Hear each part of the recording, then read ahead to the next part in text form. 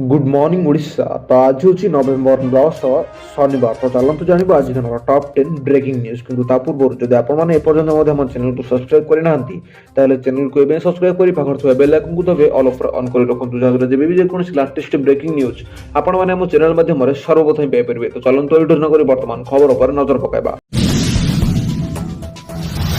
परवर्ती खबर ration card को नहीं बड़ खबर कहार भी कटबनी राशन कार्ड यही कहले मंत्री। आपड़ जदि राशन कार्ड रे चाउल पाउछन्ती आ राशन कार्ड कटिजिवो बोली द्वंद्वर अछन्ती आपणक पय आसी खुशी खबर। खोद जोगाण मंत्री कहउछन्ती कहार भी कटबनी राशन कार्ड। गाँ मानकरे मासकु 10,000 आ सहर रे मासकु 15,000 टंका आय करुथिले राशन कार्ड कटिजिवो बोली जेउ चर्चा हेउथिला सेमिति किछि भी हेबनी बोली कहउछन्ती मंत्री। गुरुवार विधानसभा रे खाद्य जोगाण और खाउटी कल्याण विभागर खर्च दाबी नै आलोचना होइथिला। एही समय रे बीजेडी विधायकक माने कहिथिले राज्य रे जणे श्रमिक दिनकु 500 टंका अधिक रोजगार करुछि। एमिति हेले जणे श्रमिकर मासिक मजूरी हिसाब रे सब राशन कार्ड कटिजिवो। जार उत्तर देथिले मंत्री कृष्णचंद्र पात्र कहिथिले मु स्पष्ट करिबाकु चाहूछि आमे कहार राशन कार्ड काटिबुनी। 10,000 और 15,000 मासिक आय केंद्र गाइडलाइन रे अछि। कहार भी राशन कार्ड कटिबोनी बोली मंत्री कहिथिले। जोगाण मंत्री कृष्णचंद्र पात्र आउरी भी कहिसंती बहुत इंजीनियर डाक्टर भल चाकरी करथिबे लोक बीजेडी सरकार अमल रे राशन कार्ड हेतेई नै तेनु अयोग्य जेपरि कार्ड फेरेबेनी सेति पय आमे एमिति कहिथिले। एमिति कहबा द्वारा अयोग्यक मन रे भय सृष्टि होइथिला जहा द्वारा अनेक लोक कार्ड फेराइछन्ती बोली मंत्री कहिसंती। सेही परि से रोजगार करुथिबे कोठाबाड़ी कार थिबो सेमाने मध्ये राशन कार्ड फेरेबे बोली मंत्री कहिसंती। अन्यपटे खर को नजर रखी एणिकी सकाळ 7:10 रु आ संध्या 5:08 भितर दिया जिवो राशन चाउल। एने जिल्लापाल माने जणाई दिया जायछि। एहा सह राशन कार्ड मिलुथिबा जागा रे अस्थायी आश्रयस्थळी पीवा पानी ओआरएस मौजूद रखिबाकू परामर्श दिया जायछि मंत्री बोली कुआ जायछि।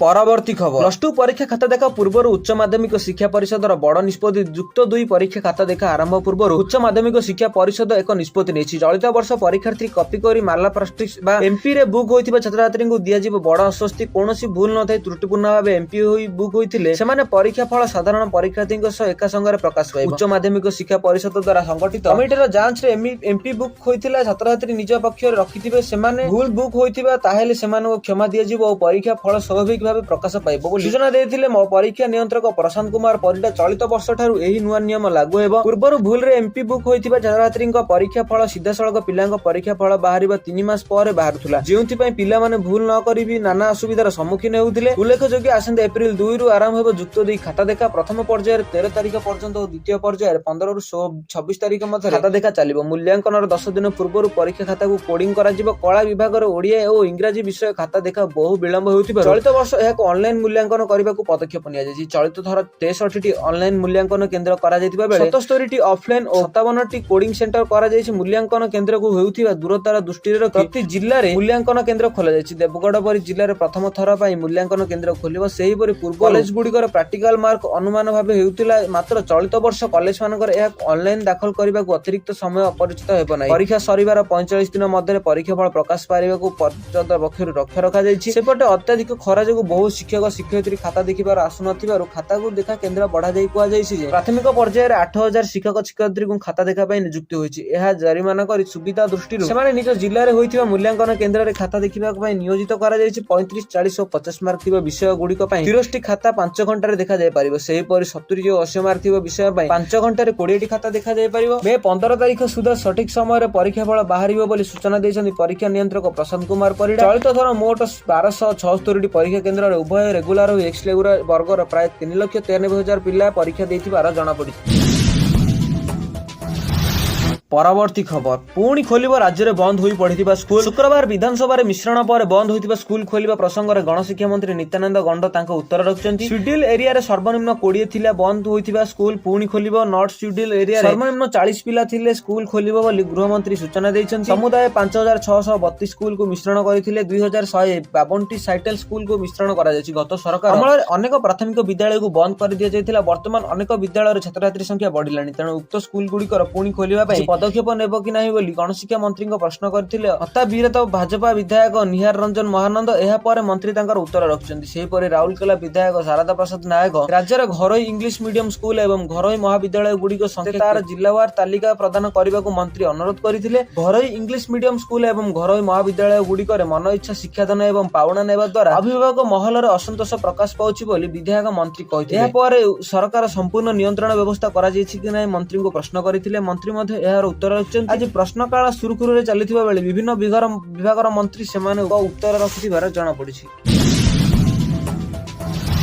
ପରବର୍ତ୍ତୀ ଖବର ରାଜ୍ୟରେ ଆଉ 8 ନୂଆ ସହରରେ ଗଢିବ ଆମ bus capital region urban transport 39ତମ ବୋର୍ଡ ବୈଠକ ଅନୁଷ୍ଠିତ ହୋଇଛି। ରାଜ୍ୟ ଉନ୍ନୟନ କମିଶନର ଏବଂ କ୍ରୋଡ୍ ଚେୟାରମ୍ୟାନ ଅଙ୍କୁ ଗର୍ଗଙ୍କ ଅଧ୍ୟକ୍ଷତାରେ ଅନୁଷ୍ଠିତ ଏହି ବୈଠକରେ ରାଜ୍ୟ ସରକାର ପରିବହନକୁ ଅଧିକ ବୃଦ୍ଧି କରିବାକୁ ପ୍ରମୁଖ ଋଣ ନୀତି ଉପରେ ଆଲୋଚନା ହୋଇଛି। ଏଥିରେ ଯାତ୍ରୀମାନଙ୍କ ଉତ୍ତମ ସୁରକ୍ଷା ଏବଂ ଗୁଣବତ୍ତା ସେବା ଉପରେ ଅଧିକ ଗୁରୁତ୍ୱ ଦିଆଯିବା ସହ ଫ୍ୟୁଟ୍ର କାର୍ଯ୍ୟକଳାପ ଉପରେ ବିସ୍ତୃତ ଆଲୋଚନା ଏବଂ ସମୀକ୍ଷା କରାଯାଇଛି। ସେହିପରି ଅନୁଗୁଳ, ଝାରସୁଗୁଡ଼ା, ଯାଜପୁର, କେନ୍ଦୁଝର, ବାରିପଦା, ଜୟପୁର, ବାଲେଶ୍ୱର ଓ ରାୟଗଡ଼ା ଭଳି 8ଟି ସହରରେ ଆମ ବସ୍ ଚଳାଚଳ କରିବାକୁ ବୈଠକରେ ଯୋଜନା କରାଯାଇଛି। ଏସବୁ ଦୁର୍ଘଟଣା ନିବାରଣ ବ୍ୟବସ୍ଥା ପାଇଁ ପଦକ୍ଷେପ ଗ୍ରହଣ କରାଯାଇଛି। ଅତ୍ୟଧିକ ଗତିଜନିତ ବିପଦକୁ ହ୍ରାସ କରିବା ପାଇଁ ବସ୍ ଗୁଡ଼ିକ ଗତି ସୀମା ପ୍ରଚଳନ କରାଯାଇଛି। ଯାତ୍ରୀମାନଙ୍କ ସୁରକ୍ଷାକୁ ଉନ୍ନୟନ କରିବା ପାଇଁ ରାଜ୍ୟ ପରିବହନ କର୍ତ୍ତୃପକ୍ଷ ପକ୍ଷରୁ ମାସିକ ଦୁର୍ଘଟଣା ତଦନ୍ତ ଏବଂ ଏହି ସମୀକ୍ଷା ବୈଠକ ସହିତ ବିଶ୍ଳେଷଣ କରାଯିବ। ଯାତ୍ରୀଙ୍କ ସହାୟତା ଆହୁରି ବୃଦ୍ଧି କରିବା ପାଇଁ ସକାଳ 6ଟାରୁ ରାତି 10ଟା ମଧ୍ୟରେ ସହାୟତା ପାଇଁ ଏକ ଟୋଲ ଫ୍ରି ନମ୍ବର ମଧ୍ୟ ଦିଆଯାଇଛି। ଯେଉଁ ନମ୍ବର ହେଉଛି 180057000218। ଏହି ନମ୍ବରଟି ଜାରି କରାଯାଇଥିବାର ଜଣାପଡ଼ିଛି।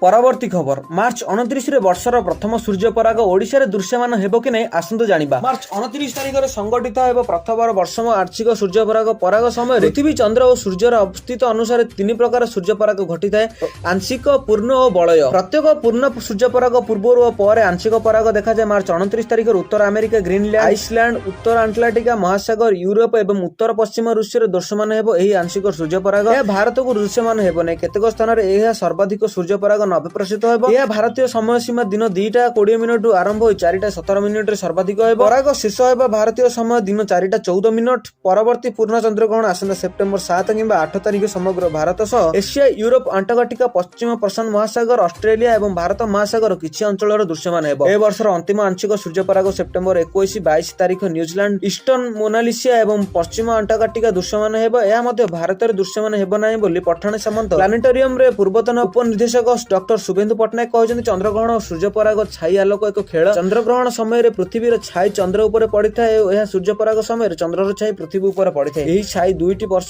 12 ମାସ ଯାକ ସବୁ ସମୟରେ ସ୍ପଷ୍ଟ ହୋଇଥାଏ ବୋଲି ଜଣାପଡିଛି। ଯାହା ସୂଚନା ମିଳିଛି ଏହା ଓଡ଼ିଶା ଉପରେ କୌଣସି ବି ପ୍ରଭାବ ପକାଇବ ନାହିଁ। ଯଦି ଆପଣମାନେ ଏବେ ପର୍ଯ୍ୟନ୍ତ ଭୟଭୀତ ହୋଇ ରହିଛନ୍ତି ତାହେଲେ ଆପଣ ଭୟଭୀତ ହେବା କିଛି ବି ଦରକାର ନାହିଁ, କାରଣ ଏହା ଓଡ଼ିଶା ଉପରେ କିଛି ବି ପ୍ରଭାବ ପକାଇବ ନାହିଁ।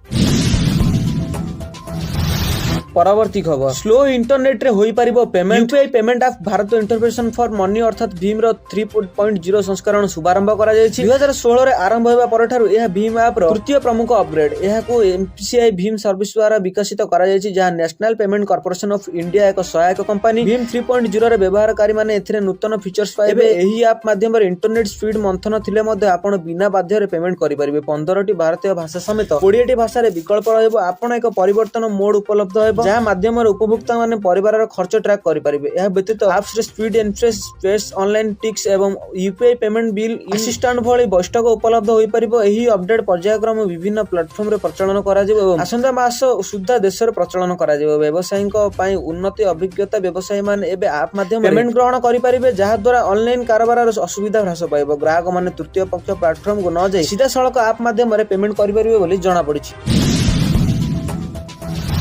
ପରବର୍ତ୍ତୀ ଖବର ଏଚ୍ଆଇଭି କୁ ନେଇ ବୈଜ୍ଞାନିକଙ୍କ ସତର୍କବାଣୀ। 2030 ସୁଦ୍ଧା 1 କୋଟିରୁ ଅଧିକ ଏଚ୍ଆଇଭି ସଂକ୍ରମଣରେ ମୃତ୍ୟୁ, ପାଖାପାଖି 30 ଲକ୍ଷ ମୃତ୍ୟୁ। ଏଚ୍ଆଇଭି କୁ ନେଇ ବୈଜ୍ଞାନିକମାନଙ୍କ ସତର୍କବାଣୀ। ଏଚ୍ଆଇଭି ର ନିବାରଣ ଏବଂ ଚିକିତ୍ସା କାର୍ଯ୍ୟକ୍ରମ ଅନ୍ତର୍ଜାତୀୟ ପାଣ୍ଠିରେ ହ୍ରାସ ଏବଂ ଗମ୍ଭୀର ସଙ୍କଟ ସୃଷ୍ଟି କରିବ। 2030 ସୁଦ୍ଧା ଏଚ୍ଆଇଭି ର 1 କୋଟିରୁ ଅଧିକ ସଂକ୍ରମଣ, ପାଖାପାଖି 30 ଲକ୍ଷର ମୃତ୍ୟୁ ହୋଇପାରେ। ଏ ନେଇ ରିପୋର୍ଟ ଜାରି କରିଛି ଲାନ୍ସେଟ୍। ଗୁରୁବାର ଲାନ୍ସେଟ୍ ଏଚ୍ଆଇଭି ଜର୍ନାଲ ପ୍ରକାଶିତ ଏକ ଅଧ୍ୟୟନରେ ଏହି ତଥ୍ୟ ପ୍ରକାଶ କରିଛି। ଏଚ୍ଆଇଭି ନିବାରଣ ଏବଂ ଚିକିତ୍ସା କାର୍ଯ୍ୟକ୍ରମ ପାଇଁ ଅନ୍ତର୍ଜାତୀୟ ପାଣ୍ଠିରେ ହ୍ରାସ 2030 ସୁଦ୍ଧା 1 କୋଟିରୁ ଅଧିକ ସଂକ୍ରମଣ ଏବଂ ପ୍ରାୟ 30 ଲକ୍ଷରୁ ମୃତ କାରଣ ହୋଇପାରନ୍ତି। ଅଷ୍ଟ୍ରେଲିଆ ମେଲବୋର୍ଣ୍ଣର ବନେକ୍ ଇନଷ୍ଟିଚ୍ୟୁଟର ଏକ ଦଳୀୟ ଦ୍ୱାରା କରାଯାଇଥିବା ଏହି ଅଧ୍ୟୟନରେ 2026 ସୁଦ୍ଧା ବ୍ୟାପିଯିବ ଏଚ୍ଆଇଭି ର ପାଣ୍ଠିରେ ପ୍ରାୟ 24% ହ୍ରାସର ପ୍ରଭାବକୁ ମଡେଲ କରାଯାଇଥିଲା। ଆମେରିକା, ୟୁକେ, ଫ୍ରାନ୍ସ, ଜର୍ମାନୀ ଏବଂ ନେଦରଲ୍ୟାଣ୍ଡ ସମେତ ପ୍ରମୁଖ ଦାତାମାନେ 8ରୁ 20% ପର୍ଯ୍ୟନ୍ତ ସହାୟକ ଘୋଷଣା କରିବା ପରେ ଏହି ତଥ୍ୟ ସାମ୍ନାକୁ ଆସିଛି। ଏହି 5ଟି ଦେଶରେ ମିଳିତ ଭାବରେ ବିଶ୍ୱର 90%ରୁ ଅଧିକ ଏଚ୍ଆଇଭି ସହାୟତା ପାଣ୍ଠି ଯୋଗାଇ ଦେଇଥାନ୍ତି। ଗବେଷକମାନେ କହିଛନ୍ତି ଯେ ଆମେରିକାର ଏକ ବ୍ରିଟେନ ସମେତ 5ଟି ମୁଖ୍ୟ ଦାତା ଦେଶର ଦ୍ୱାରା ପ୍ରଭାବିତ ପ୍ରାୟ ହ୍ରାସ ନ କରାଯାଇଥାଏ। ତେବେ ଆକଳନ ଅନୁଯାୟୀ 2025ରୁ 2030 ମଧ୍ୟରେ ଶିଶୁ ଏବଂ ବୟସ୍କଙ୍କ ମଧ୍ୟରେ ଅତିରିକ୍ତ 4.4ରୁ 10.8 କୋଟି ନିୟୁତ ଏଚ୍ଆଇଭି ର ସଂକ୍ରମଣ ଏବଂ ପାଖାପାଖି 30 ଲକ୍ଷର ମୃତ୍ୟୁ ହୋଇପାରନ୍ତି। ଆମେରିକାରେ ନୂତନ ରାଷ୍ଟ୍ରପତି ଡୋନାଲ୍ଡ ଟ୍ରମ୍ପ ଶପଥ ଗ୍ରହଣ ପରେ ଜାନୁଆରୀ 20 ତାରିଖରେ ଏଚ୍ଆଇଭି ପାଣ୍ଠିରେ ବିଶ୍ୱର ସବୁଠୁ ବଡ଼ ଯୋଗଦାନକାରୀ ଯୁକ୍ତ ରାଷ୍ଟ୍ରପତି ସମୟ ସହାୟକ ବନ୍ଦ କରାଯାଇଥିଲା। ଉପସାହାରା ଆଫ୍ରିକା ଏବଂ ଉପାନ୍ତରିକ ଗୋଷ୍ଠୀଗୁଡ଼ିକ ପୂର୍ବରୁ ଏଚ୍ଆଇଭି ସଂକ୍ରମଣ ବିପଦରେ ଅଛି, ଯେପରିକି ନିଶା ଇଞ୍ଜେକ୍ସନ ନେଉଥିବା ଲୋକ, ଯୌନ କର୍ମୀ ଏବଂ ପୁରୁଷମାନେ ସହିତ ଯୌନ ସମ୍ପର୍କ ରଖୁଥିବା ପୁରୁଷ ଏବଂ ପିଲାମାନେ ସବୁଠାରୁ ଅଧିକ ପ୍ରଭାବିତ ହେବେ। ଡକ୍ଟର ରୋମାନ୍ସ ମାର୍ଟିନ ହ୍ୟୁକ୍ ଦର୍ଶାଇଛନ୍ତି ଯେ ପରୀକ୍ଷା ଏବଂ ଚିକିତ୍ସା କାର୍ଯ୍ୟକ୍ରମକୁ ସୀମିତ କରିବା ସହିତ ଉପସାହାରା ଆଫ୍ରିକାରେ ବଣ୍ଟନ ଏବଂ ଫ୍ରି ଏକ୍ସପ୍ଲୋଜ ପ୍ରୋଫାଇଲ ସେସନ ଔଷଧ ଯାହା HIV ସଂକ୍ରମଣ ବିପଦକୁ ହ୍ରାସ କରେ ଏହି ପ୍ରଦାନ କରିବା ଭଳି ବ୍ୟାପକ ପ୍ରତିରୋଧ ପ୍ରୟାସ ଘଟିବ। ଡକ୍ଟର ବ୍ରିଙ୍କ କହିଛନ୍ତି ଯେ ସ୍ଥାୟୀ ଆର୍ଥିକ ସହାୟତା ସୁନିଶ୍ଚିତ କରିବା ଏବଂ HIV ମହାମାରୀ ପୁନରୁତ୍ଥାନ ଏଡ଼ାଇବାକୁ ଅତ୍ୟନ୍ତ ଜରୁରୀ, ନଚେତ୍ ଏହାର ବିନାଶକାରୀ ପରିମାଣ ଏଡ଼ାଇବା ସାରା ବିଶ୍ୱରେ ଦେଖାଯାଇପାରେ ବୋଲି କୁହାଯାଇଛି। ବାସ୍ ଏହା ଥିଲା ଆଜିର କିଛି ଗୁରୁତ୍ୱପୂର୍ଣ୍ଣ ମୁଖ୍ୟ ଅପଡେଟ୍ସ। ତ ଆଶା କରୁଛି ଭିଡ଼ିଓଟି ଡେଫିନେଟଲି ଭଲ ଲାଗିଥିବ। ଯଦି ଆପଣଙ୍କ ଭିଡ଼ିଓଟି ଭଲ ଲାଗିଛି ତାହେଲେ ଭିଡ଼ିଓକୁ ଲାଇକ୍ କରିବା ସହିତ ଚ୍ୟାନେଲକୁ ସବସ୍କ୍ରାଇବ୍ କରନ୍ତୁ, ଯାହାଦ୍ୱାରା ପ୍ରତ୍ୟେକ ଦିନ ଲାଟେଷ୍ଟ ବ୍ରେକିଂ ନ୍ୟୁଜ୍ ଆପଣମାନେ ଆମ ଚ୍ୟାନେଲ ମାଧ୍ୟମରେ ସର୍ବପ୍ରଥମେ ଦେଖିପାରିବେ। Bureau report, D news Odia.